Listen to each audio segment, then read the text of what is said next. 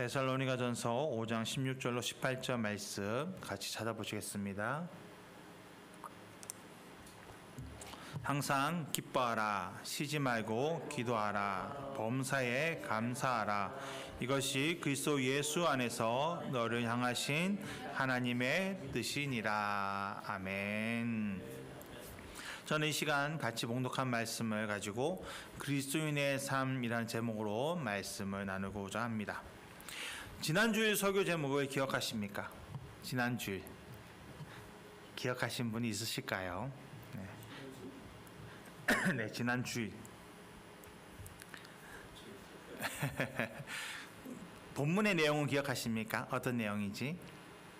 누구 이야기였죠? 네, 맞습니다. 야곱의 이야기입니다. 야복 나루토에서의 야곱. 그래서 변화의 단계라는 제목으로 말씀 나눴습니다. 하나님께서 야곱을 통해 변화시키는 모습을 가지고 우리의 삶에도 그리스도인이 되기 위한 변화의 단계가 총 몇 가지가 있다 그랬죠? 3가지가 있다 했습니다. 제가 나눴던 것은 위기, 인내, 직면이었던 것이죠. 하나님께서 우리를 그렇게 단계를 거쳐서 우리를 변화시키는 거예요. 여러분 생각해 보십시오. 하나님이 쉬우실까요? 어려우실까요? 안 변하잖아요. 우리 인간이. 얼마나 어려우시겠습니까? 그런데도 우리를 변화시키시는 이유가 무엇일까요? 바로 참 그리스도인이 되게 하시기 위해서입니다. 참 그리스도인. 어떤 모습이 그러면 그리스도인다운 모습일까요? 어떻게 살아야 그리스도인답게 사는 것일까요? 여기에 대해서는 여러 가지 의견들이 나오셨습니다. 이렇게 살아야 한다, 저렇게 살아야 한다. 근데 저는 오늘 바울의 고백을 통해서, 우리를 향한 명령을 통해서 우리가 어떻게 살아야 되는지를 같이 살펴보기 원합니다. 오늘 바울은 말합니다. 항상 기뻐하라, 쉬지 말고 기도하라, 범사에 감사하라.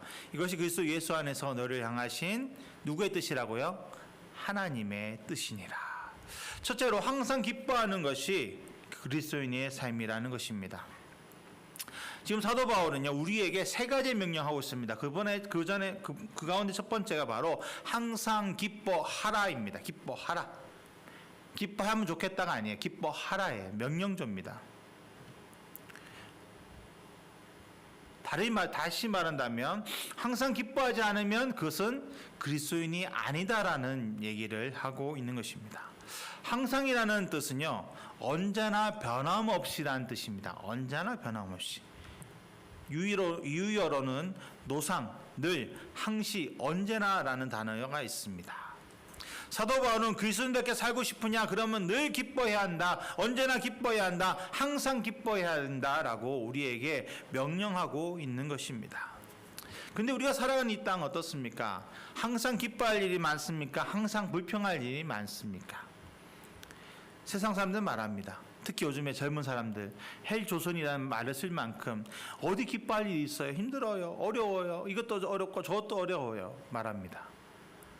근데 그거는 그 세상 사람들의 모습만 아닙니다. 우리 그리스도인도 어떻습니까? 맞아요. 우리도 기쁜 일이 없어요. 기뻤으면 좋겠는데 왜 이렇게 원망하고 불평하는 일이 많은지 모르겠어요 라고 말하는 믿는 자들도 요즘에 많습니다. 그러니 항상 기뻐하는 것은 어떻게 보면 불가능한 것이라고 생각할 수밖에 없습니다. 여러분, 그런데 우리가 살아가는 세상이 정말 힘들고 어려운 일이 많다는 것을 하나님은 모르고 계실까요?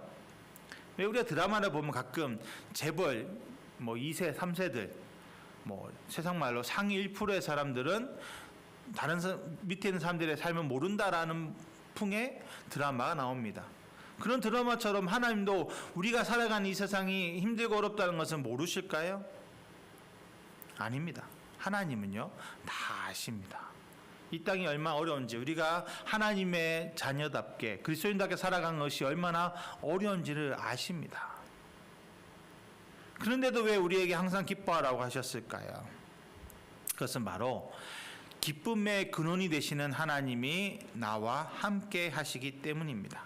시편 16편 11절에 주께서 생명의 길을 내게 보이시리니 주의 앞에는 충만한 기쁨이 있고 주의 오른쪽에는 영원한 즐거움이 있나이다 라고 고백합니다. 하나님 안에 참 기쁨이 있다는 것입니다. 다시 말해서요, 돈도 없고 지위도 없고 명예도 없고 권세 부귀가 없어도 그리스도인은 누구만 계시면, 하나님만 내 안에 계시면, 나와 함께 하시면 기뻐할 수 있다는 겁니다. 이것이 세상 사람과 구별된 모습입니다. 여러분, 우리는 세상과 구별되어야 합니다. 여러분, 사도 바울이 빌립보 감옥에 갇혔습니다. 억울하게 갇혔어요. 매 맞고 손과 발에 착고가 채였습니다. 얼마나 원망과 불평이 그 입에서 나올 수 있는 환경이었습니까? 그런데 어떻게 합니까? 바울과 실라는 한밤중에 하나님께 기도하며 찬양합니다. 감사의 찬양을 드립니다. 그들이 그 찬양을 드릴 수 있었던 이유가 무엇일까요? 하나님이 그들과 함께 하셨기 때문이죠. 그러니까 기뻐할 수 있었던 거예요. 기쁨의 근원이 그들 안에 있으니까 기쁨이 넘쳐 흐른 겁니다. 그 모습에 간수장이 뭐라 말합니까? 내가 어떻게 하여야 구원을 얻으리까? 여러분, 기쁨은 환경에서 주어진다고 세상은 생각합니다. 환경이 좋아야 기뻐할 수 있다고 생각하지만 아닙니다. 그리스도인은요, 하나님과의 관계 속에서 우리는 기쁨을 얻게 됩니다. 하나님께서, 기쁨의 근원 되신 하나님께서 우리에게 환경을 초월할 수 있는 기쁨을 부어주시기 때문입니다. 그래서 하나님 우리에게 명령하신 거예요. 항상 기뻐하라라고. 너가 기뻐했으면 좋겠어, 너가 즐거워했으면 좋겠어, 이게 아닙니다. 물어보신 게 아니고 권면하신 게 아닙니다. 항상 기뻐하라고 명령하고 계신 것입니다. 19세기에 유명한 강대였던 그리말디라는 사람이 있습니다. 이 사람이 이런 말을 남겼다고 합니다. 무대에서는 사람들을 웃게 하지만 무대 밖에서는 늘 슬프고 힘들다. 이 강대, 유명한 강대였다 하더라고요. 이 사람부터 시작이었다 하더라고요. 강대가. 그만큼 무대에서 사람들을 웃겼던 사람인데 정작 본인의 삶에서는 웃음이 없었다는 거예요. 슬프고 힘들었다.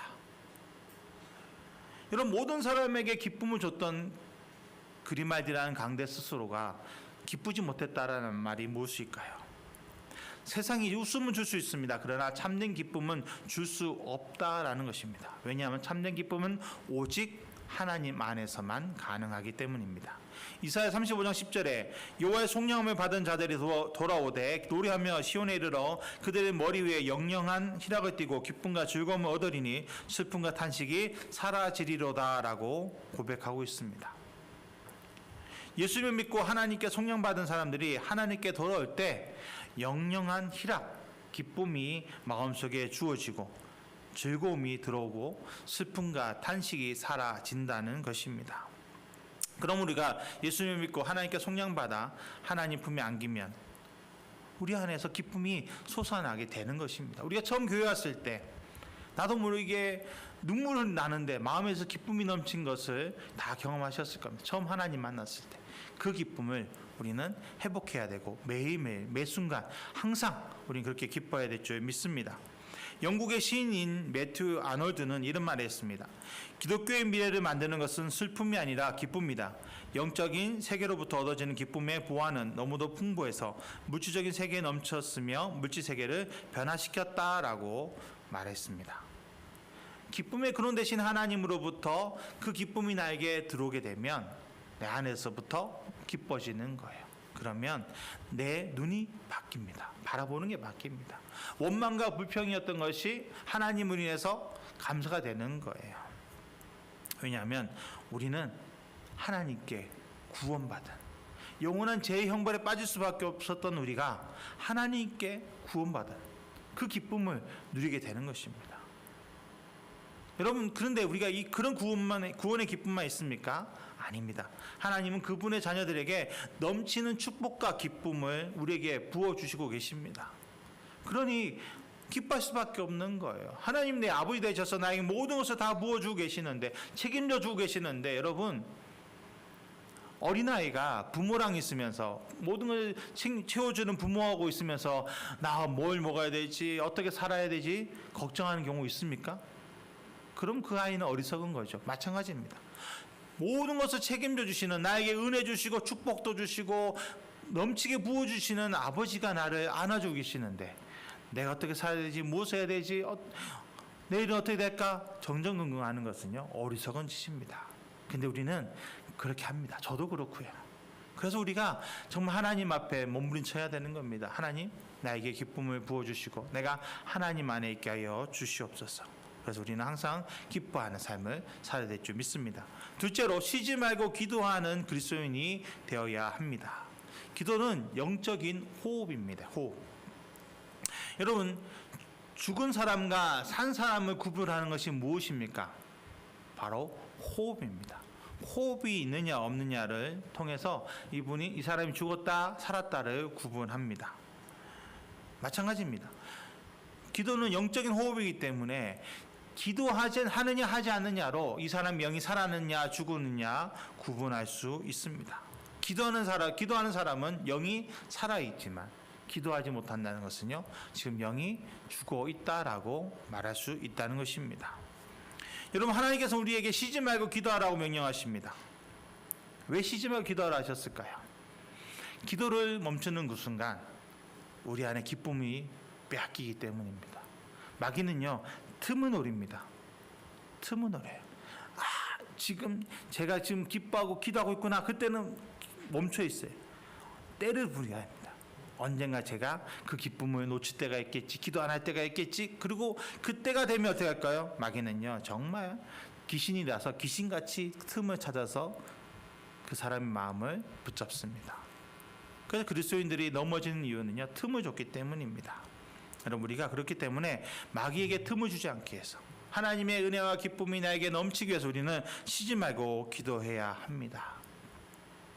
병원에 보면 그 인공호흡기를 달고 계신 분들이 있습니다. 왜냐하면 자가 호흡이 어려울 때 그 호흡기가 그 기능을 도와주는 것입니다.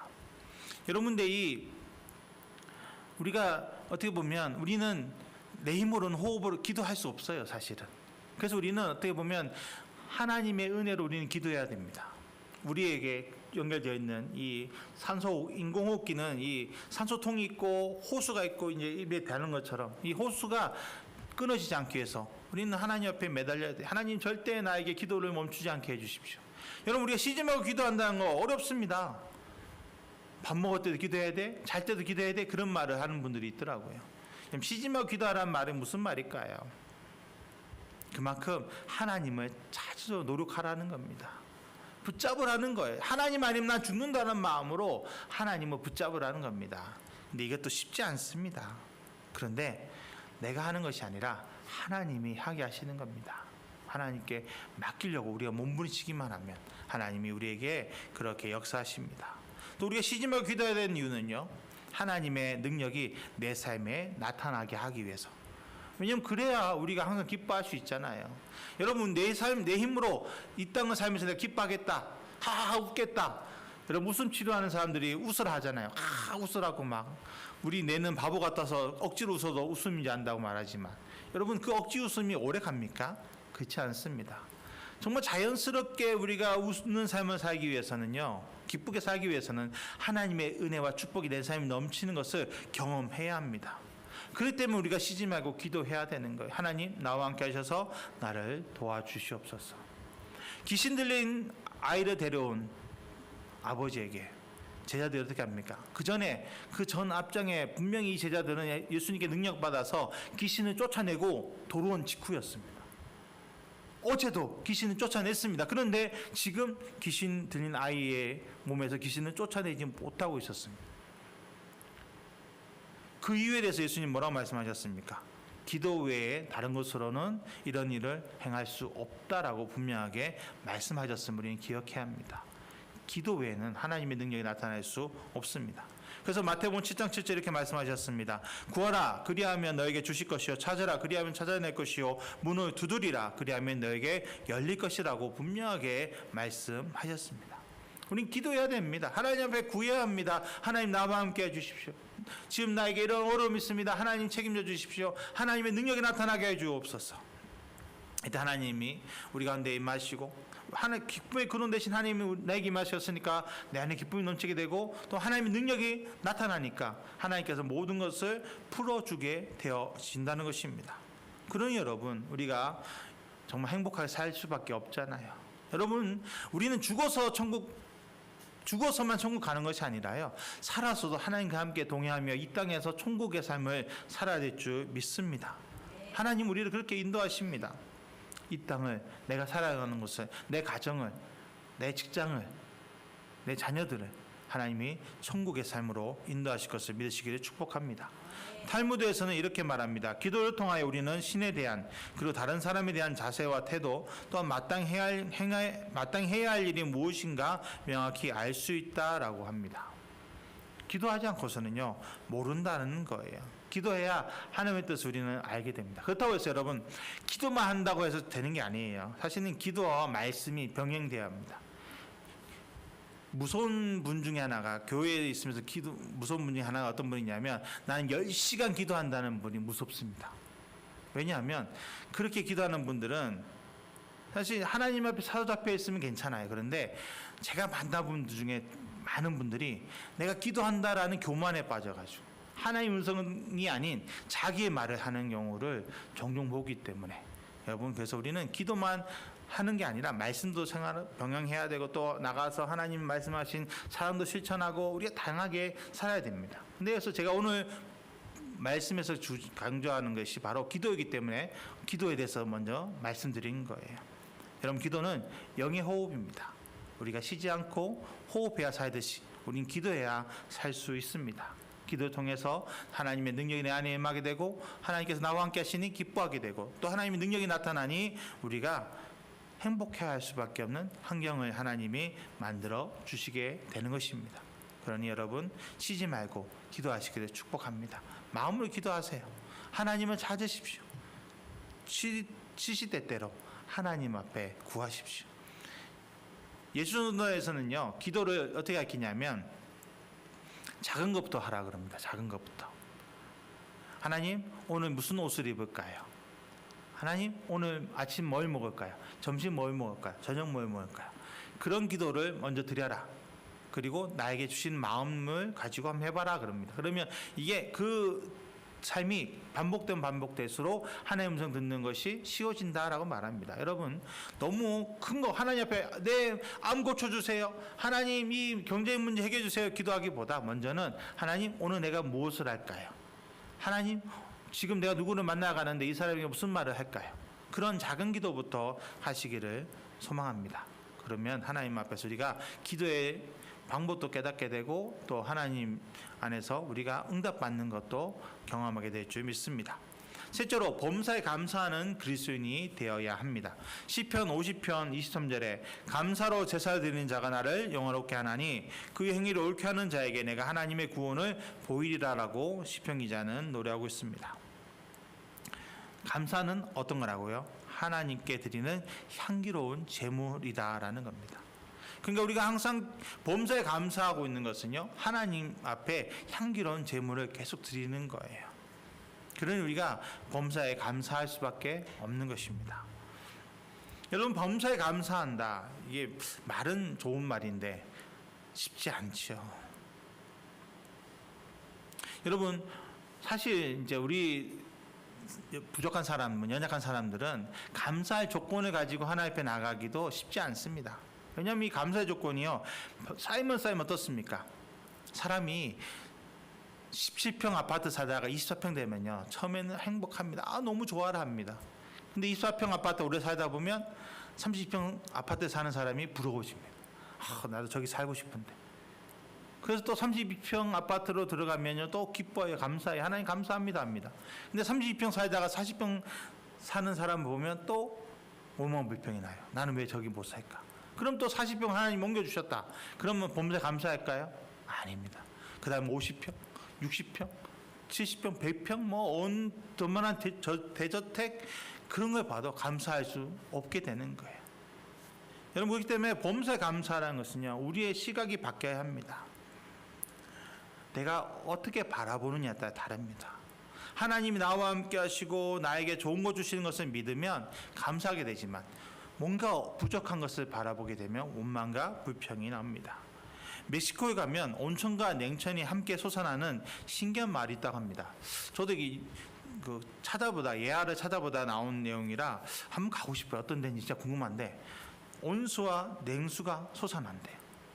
그래서 그 마을 사람들은요, 끓는 물에 가서 이 빨래를 빨아서, 그러니까 완전 삶는 거죠. 삶는 것 같은 효과가 나오면 이걸 가지고 빨아서 그 다음에 찬물 가서 헹구면 빨래가 끝나는 거예요. 그걸 보고 어떤 관광객이 정말 이 마을에 있는 사람들은 좋아하겠다고요.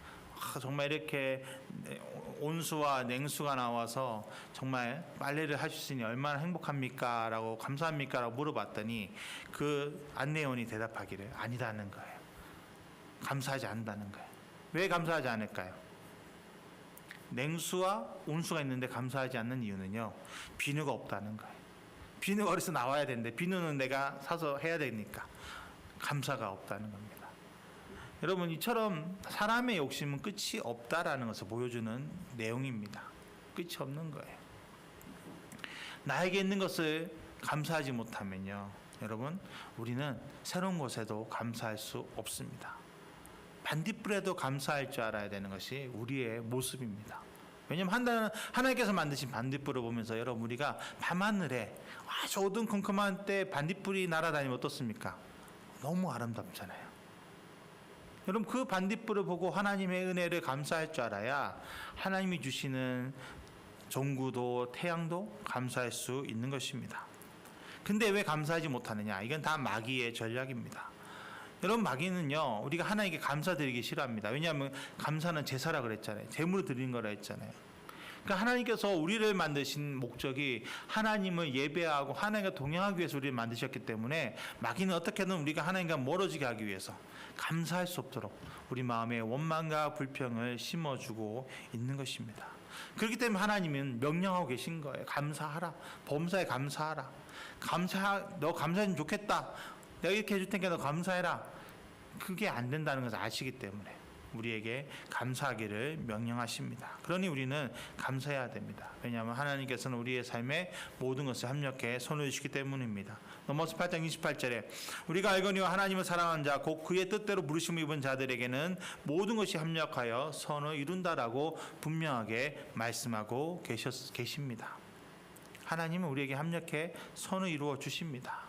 우리를 하나님 앞에서 참 그리스도인 되도록 우리를 만들어 가십니다. 여러분, 합력해 선을 이룬다는 것은 우리가 하나님께서 우리의 문제 다 해결해 주신다 이런 뜻이 아닙니다. 하나님께서 우리를 그리스도인답게 만들어 주시면서 우리 마음에 항상 기뻐하고 시짐하고 기도하고 범사에 감사할 수 있도록 우리를 만들어 가신다. 우리를 하나님의 자녀답게 만들어 가신다는 겁니다. 그렇기 때문에 우리는 기뻐할 수 있는 거예요. 감사할 수 있는 거예요. 쉬지 않고 기도할 수 있는 겁니다. 손영훈 목사님에 대해서 잘 아실 겁니다. 사랑의 온자탄이라는 이름으로 잘 알려져 있지요. 이 손영훈 목사님이 우리에게 인정받고 또 많은 사람들에게 존경받는 이유는 그 애양원에서 베푸신 사랑뿐만 아니라 그 두 아들을 죽인 사람을 양자로 삼고 그를 살려준 그 이야기가 더 큰 파장을 일으킵니다.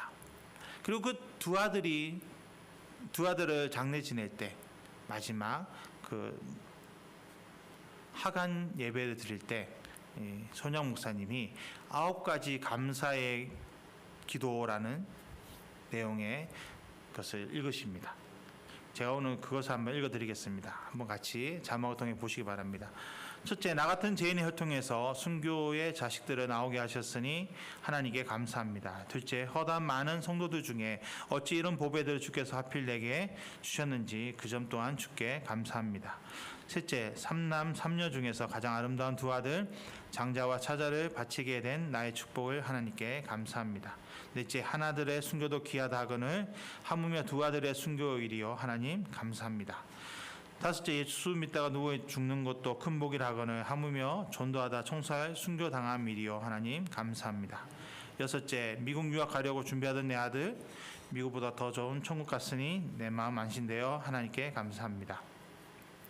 일곱째, 나의 사랑하는 두 아들을 총살한 원수를 해결시켜 내 아들로 삼고자 하는 사랑의 마음을 주신 하나님께 감사합니다. 여덟째, 내 두 아들의 순교로 말미암아 무수한 천국의 아들들이 생길 것이 믿어지니 우리 아버지 하나님께 감사합니다. 아홉째, 이 같은 역경 중에서 이상 8가지 진리와 하나님의 사랑을 찾는 기쁜 마음, 여유 있는 믿음 주신 우리 주 예수 그리스도께 감사합니다. 그럼 이걸 읽을 때 저는 이제 읽으면서 약간 울컥하기도 하는데,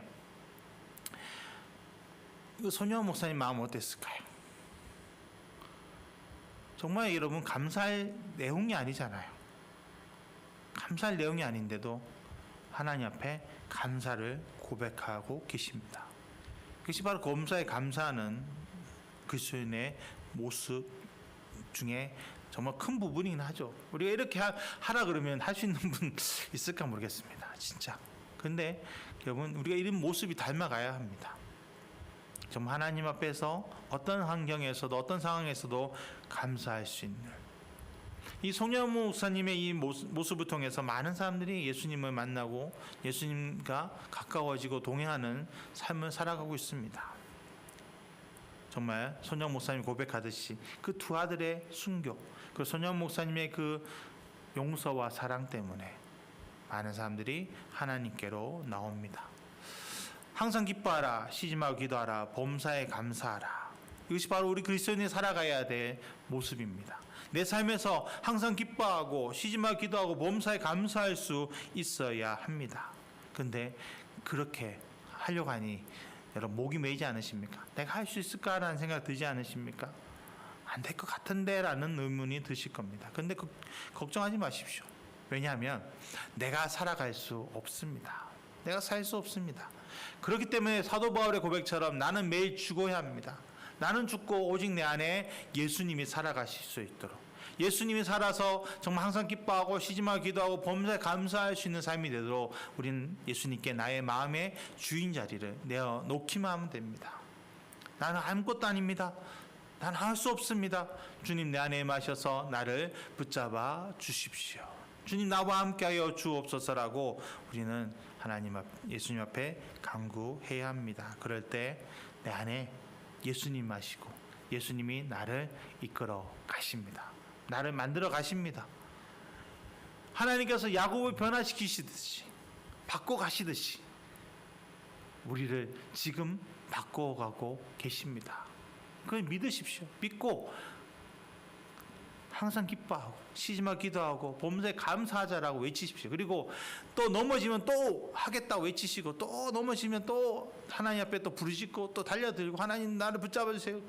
끝까지 야곱이 하나님 놓지 않았던 것처럼 우리는 몸부림 치시기를 소망합니다.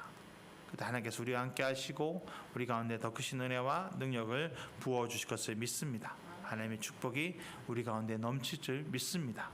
그 하나님과 동행하는 겨울 성도님 되시기를 예수님의 이름으로 축복합니다. 기도하겠습니다. 하나님 감사합니다. 주님 우리와 함께 하시고 우리를 새롭게 하시니 너무나 감사합니다. 우리가 주님 앞에 나갑니다. 주님만 의지합니다. 주님만 찬양합니다. 아버지, 우리는 너무나 연약하고 부족하여서 하나님의 뜻을 알지 못합니다. 하나님 뜻대로 살고 싶어도 우리가 넘어질 때가 얼마나 많습니까? 하나님, 그러나 우리가 더 주님이 원하신 대로 살아가기 위해 몸부림치겠습니다. 주님, 내가 매일 죽겠습니다. 내가 죽고 오직 내 안에 예수님이 사시도록 우리의 마음의 문을 열겠습니다. 주님, 우리 가운데 역사하여 주시옵소서. 모든 것이 합력해 선을 이루게 하여 주시옵소서. 주의 크신 은혜와 능력을 채워 주시옵소서. 오직 기뻐하고 즐거우며 감사함으로 주님께 나가오니 우리 붙잡아 주시고 하나님의 크신 은혜와 능력이 넘치게 하여 주옵소서.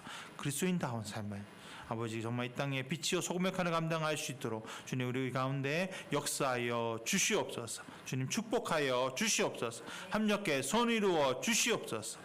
모든 것이 주의 은혜입니다. 예수님의 이름으로 기도드렸습니다. 아멘.